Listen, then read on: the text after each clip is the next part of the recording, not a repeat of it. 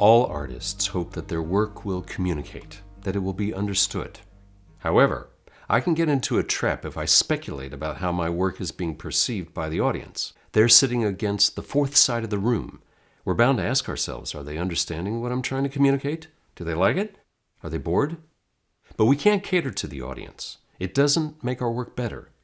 Hagen said, "The ideal communication between actor and audience occurs when the actor is intensely alive, physically and psychologically involved in fulfilling her character's needs, in action, within the magic circle of her playing area.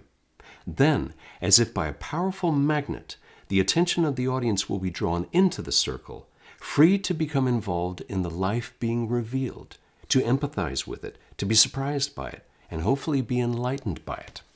And that's what this next exercise paves the way for. It'll help you with stage work, but it'll also help you with acting to a camera.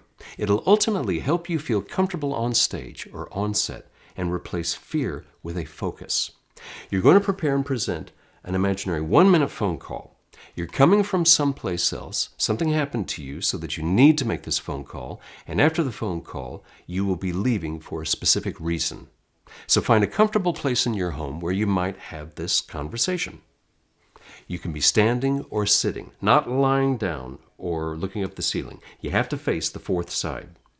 The room needs to have several objects that you can see: a bookcase, a plant, a window, a picture, a clock, or a lamp. Then read Hagen's 6 essential questions in your course book. This will refresh your mind about what needs to be included in each Hagen exercise. Brainstorm a reason why you might phone someone. This person can be from your family, a friend, a work colleague, even a utility company. And brainstorm where you might go after the chat. As you practice, look at the objects in the space and pretend that you're having a phone conversation with a specific objective for the call. Say your words out loud and allow time to really listen to their responses. Don't be too worried about scripting what they're saying. Just be comfortable with the beginning, middle, and end of the chat. Practice the conversation several times so that you're familiar with the flow. If you practice this conversation at least 10 times, the words will take on their own spontaneous inevitability. But all the while, you must be taking in the objects that you see so deeply that they help you to think the thoughts and say what you need to say. These objects are anchoring you in the scene. Later, these anchoring objects will make sure your mind doesn't drift off during the exercise. Finally, try this exercise in a different room, preferably against a blank wall, and summon up your specific objects from the previous area. Project them onto the fourth side of the room. Make sure to anchor them to a specific area on the wall, because if you suspend them in the air, you'll get cross-eyed.